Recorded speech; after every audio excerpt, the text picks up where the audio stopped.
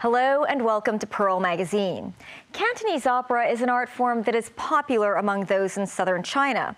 The voices of some famous singers are familiar to locals who have been listening to them for a long time. But tonight, we're going to see an unusual performer on stage who isn't Chinese. Pearl Magazine's Jiang meets a native New Yorker and his family who want to share their passion for Cantonese opera.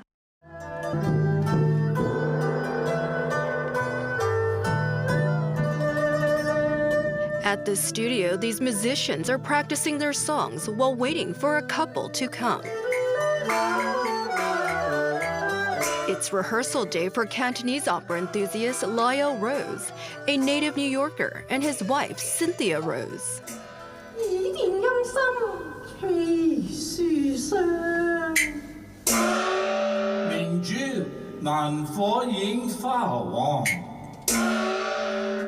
They have a performance coming in less than a week, and it's been a while since the last time they practiced with an orchestra.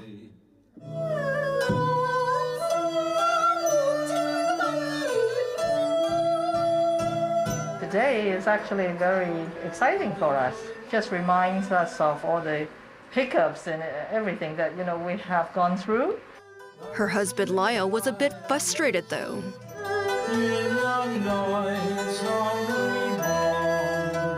I was not as happy because we did forget things. I excuse it by age. I excuse it by the fact we haven't performed at all in 3 years. And I needed a piece of sheet music to remember my lines, which I could not find on my computer, so I had to rewrite them all at midnight last night. The couple used to do quite a number of Cantonese opera shows a year. But due to the pandemic, they haven't been performing the past 3 years. And now they're trying to get back on track. It wasn't outstanding, but that's why it was called rehearsal and not a performance. Yeah. Cynthia, a Hong Kong native, has been learning Chinese opera as a hobby since her 20s. The couple's been married for more than 30 years. Over the years, Cynthia got her husband involved in the art form. I didn't really introduce that to him, but then I would be humming, and when I hear all these Chinese opera singing, then I would say, honey, I know this song, and so I'll be singing. I started asking a lot of questions. Were the costumes the type of clothes that they did wear, the history of Cantonese opera? And I went to all of her rehearsals, I went to her practices, I went to the performances that she did. And then she made a wager. She said, would you like to also do this? Linda, their teacher at the time, also noticed that Lyle had a strong interest. Cynthia was practicing there, and Lyle was next to her and humming the melody. I was curious and talked to him. Are you interested in it? He said yes. So I asked, why don't you sing a song at my performance next time? He said, no, I don't sing. I was disappointed, but in the end, he said, I want to not only sing, but perform with movements and costume on.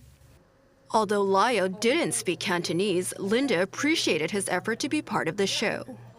The first time he performed, of course, it was not that good, but he was very hardworking and practiced a lot. You just be very, very slow. I know. Our home at that time was in San Jose, and my client was down in Beverly Hills. And every Sunday night I would drive down. I would work with them for the week and then drive back for the weekend. And all that was on my radio was my tape playing Dai Noi Va over and over and over and over again. He picked that song to practice during the 6-hour drive for a specific reason. Everybody who was a regular with Chinese opera, this is like one of the most famous vignettes. And I knew that they would be singing in their head while I'm singing. So they're hearing the words correctly, even though I might have been messing up a little bit when I did it. In 2009, they started performing for different charitable organizations in Hong Kong. His wife, Cynthia, has witnessed his improvements over the years. Every time he improves somewhat, I can say that he articulates better. The movement, he's actually sometimes better than I do. My steps are not as ideal as the little steps that they require. Yeah, I actually correct her on that. She'll take regular steps when she should actually just be basic little tiny steps as she moves, because to me there needs to be a flow of her gown, like a breeze. That I should walk like a ghost. Right. But he said, you don't walk like a ghost. You have to practice more. Back then, they were not perfect performers. And yet the local audience was appreciative that there was a Westerner who wished to do the best that he could in an art form that he loved. Every show is sold out. We had flyers about the next show we were doing, and boom, it was full house again. People like to come and see the unusual Westerner who's performing. When they laughed, I was actually a little upset the first couple of times. I said, why are they laughing at me? She goes, because they're so happy to hear you sing. That is a Westerner singing.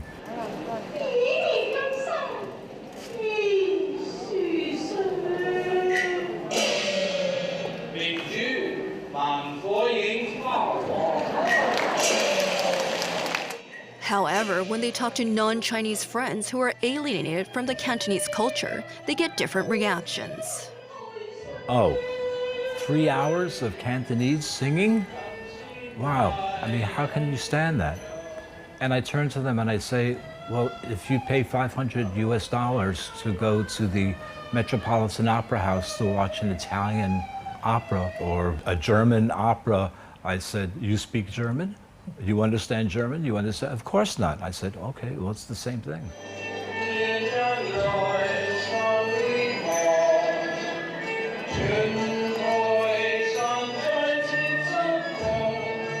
When I'm performing, I'm trying to look at the stage, look at everything, and worry about him. But then, today, it was the opposite. I forgot a line, and, he was there helping me. I always find very, very receptive audience. I think the people really, really enjoyed themselves. You could see them at the end of the show running up to the front of the stage to take pictures. The couple also found that quite a lot of young people had no idea what Cantonese opera was. And that's why they decided to get their children involved in performing as well.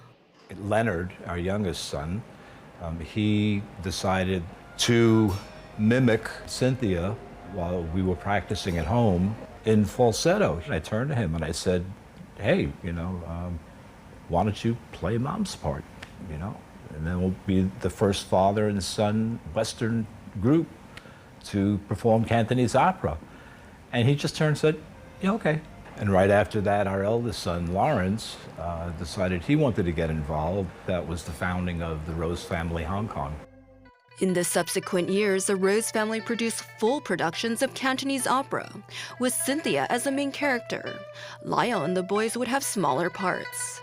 They performed not only in Hong Kong, but also in mainland China, and became superstars there unexpectedly.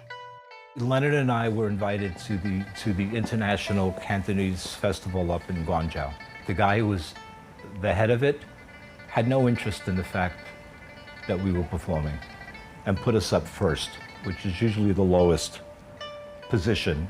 We performed, we went backstage, got everything off, came out for the curtain call at the end, and the audience, 500 people, was like a tidal wave coming up, reaching at Leonard, literally about to pull his clothes off and pull me off the stage. After performing at different venues for some years, there's still one more thing that Lyle really wanted to achieve, but didn't have a chance to. That is to stand on a bamboo stage, the epitome of a place to perform. If you see a classic 57 Chevy, driving down the street, you wish you were in that car. To me, performing on a bamboo stage was something very, very special. And the opportunity finally came. I was in the States on a business trip, and she called to ask if I was interested in performing with the group. I said, no, honey, I'm still in a meeting. I'll be here another couple of days. And she called me back a few minutes later and said, okay, I told them that you wouldn't be able to go to, well, you know, it was a bamboo stage. I said, I will close the deal 2 days early and I will fly back. The Rose family says that the main reason they are doing Cantonese opera is simply to share their passion for the art. We've been doing all these Chinese operas, but we are still very green. We're still babies. Our teachers will look at us and say, you know little, very little about anything. But, you know, we're just doing what we can. It's important to us because it's Hong Kong. It's part of its integral history, a custom of being, and that art form should never be lost. After the break, an old art looking for appreciation by the younger generation. Stay with us.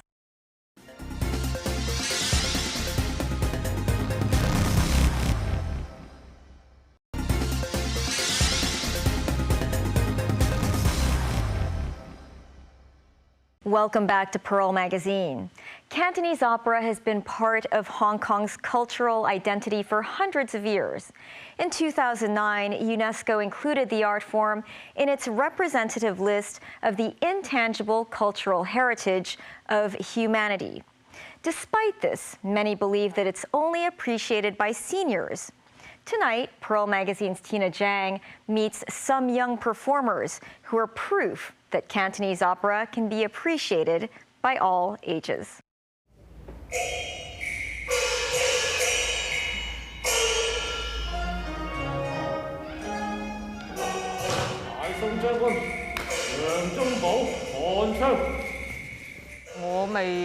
Before I learned Cantonese opera, I thought that it should only be watched and listened to by the elderly.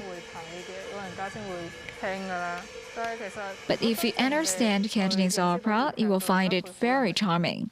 It's a very unique art form.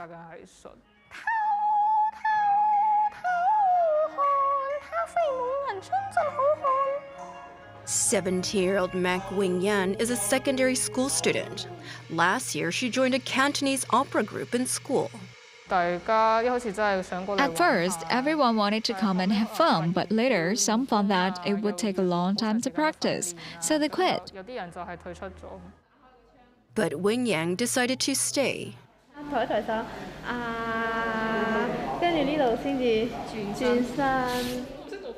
Recently, she's been practicing every day for an upcoming performance. If you give up halfway, I think it'd be a waste of all that effort. Since you've persevered until now, why not until the end?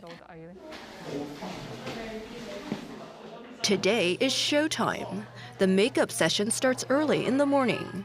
The first time I put on makeup, I looked into the mirror and thought, who am I?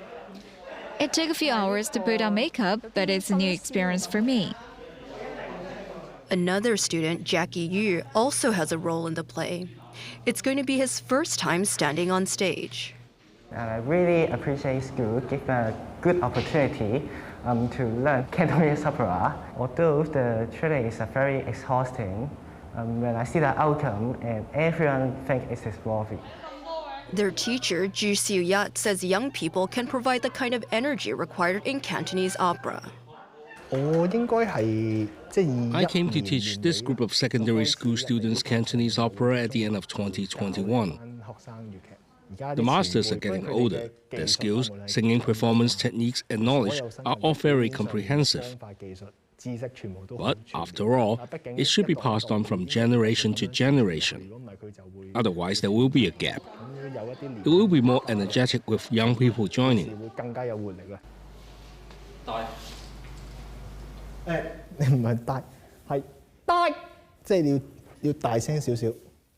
Although Ju has been a full-time Cantonese opera performer for only 4 years, opera is a lifelong passion for him. I was introduced to Cantonese opera when I was young, but it's not as popular as it is now, and few people learned it. My mother likes it very much. She took me to different theaters to watch opera since I was a child, and we listened to tapes sung by famous performers at home all day. I found it interesting and joined the children's theater troupe. After graduation, I went to the Academy of Performing Arts for further study. However, Ju says not many of his peers continued pursuing it as a career. Only half of his classmates from the academy are still performing. Practicing is very hard. Sometimes the whole body feels pain. I have to grit my teeth and practice. This industry is a bit unpopular, and it feels like there may not be many job opportunities, so I think most people's families won't support them. Some people may leave because they don't have much chance to perform, and gradually they'll go to other industries. Ju is now working for an organization that promotes Cantonese traditional theater work. Ho Yingyi is the administrative manager of the organization.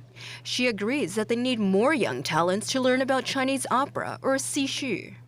We do not just need performer. We need musician, composer. We need new stories about xixu. Of course, administrative talents too. Every aspect of xixu needs new generations' input and force.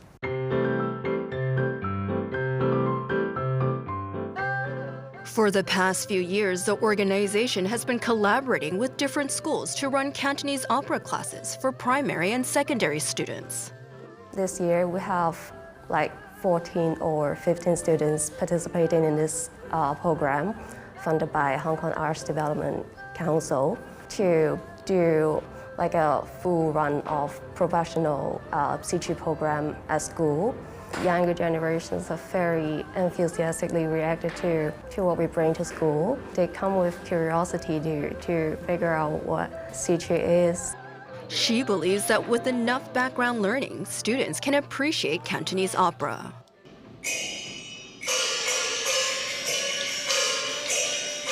The repertoire or the performance piece we selected for school will kind of tally with what they were taught in school. Like this time, we have a rerun of Hu Guiyin marriage proposal, and that is part of their learning in the Chinese curriculum.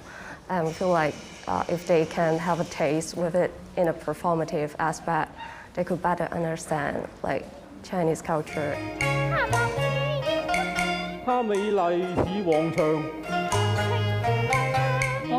It's like I become the real Mu Guiying. I'm so happy and excited. We practiced for so many days for today's performance. I hope everyone will appreciate the showcase.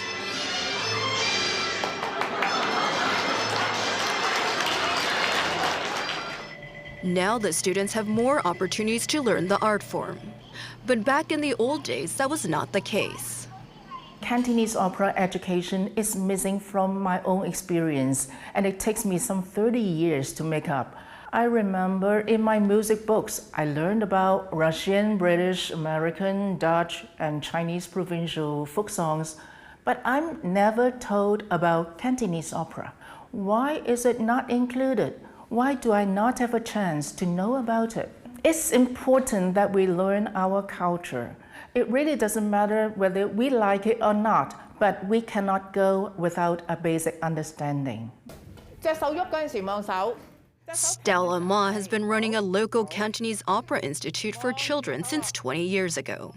Cantonese opera just echoes perfectly well with the nature of kids, that they are playful, they love fun, they love to talk, and also they love looking beautiful. What else can be more eye-catching than the costumes and headgear of Cantonese opera? Hi. Apart from teaching, she also writes news stories for her students, which she believes will suit them better. We do have wonderful traditional Cantonese opera scripts on great generals, historical figures, romance stories, revenge stories. Yet, how is it related to their daily life?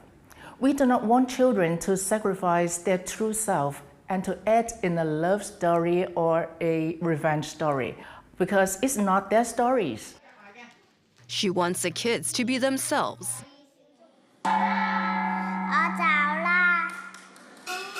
One of the stories is called The Three-Eyed Little Fairy in Distress. While we think all fairies enjoy their lives fooling around in the heavenly world, the three-eyed little fairy has to attend examination. And like some of us, he fails and is punished to the human world to restart learning. There, the little fairy learns that human children have an even more extensive syllabus to learn. Examination, failing the subjects, lots of homework, tuition are something close to our lives. So they enjoy acting their own stories. 6-year-old Abigail Xu has been learning Cantonese opera here for 4 years. 婆婆會成日帶我去睇粵劇㗎，衫同埋啲頭飾好靚，所以就想嚟學。我大個咗都想做粵劇演員嘅，覺得呢種文化應該繼續培養。Training has never been easy, especially for those at a young age. 係師傅，拉筋嗰陣時係痛到真係好似骨折咗咁滯。但係咧，我咧知道唔好咁輕易放棄咯，做嘢。Another kid, Calvin Ng, came with a strong curiosity. 我夜晚成日都聽完帝女花先瞓覺㗎。His parents have been very supportive. One advantage of Cantonese opera is that it includes sports, music. The script contains Chinese culture, which allows him to learn from different aspects. So I think it's a good activity. Another parent, Tony Cheng, sent 3 of his kids here. In Hong Kong, there's very few Cantonese opera children groups that actually deliver it in a fun and approachable way. So that's why my kids are here. Just 2 months ago, they actually performed at the Xichu Center in West Kowloon, and it was a full-on production with 800 to 1,000 audiences. It was actually very, very wonderful. For them to understand, how long it takes to prepare a show and to be there, and the dedication and the hard work that is needed to pull off a successful performance, and not to mention their ability to learn Chinese words and not have stage fright. And the father is looking forward to the day when Cantonese opera can be modernized. For example, what Andrew Lloyd Webber did for Italian opera, because Italian opera at one stage was also declining in its audiences and its popularity, but boom, Phantom of the Opera came along, and suddenly at Italian opera and opera in general, what was back.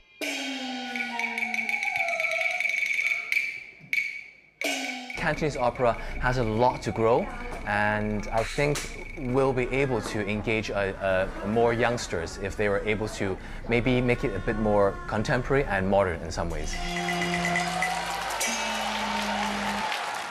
That's our show for this week. Join us on Pearl Magazine, same time next week. Bye for now.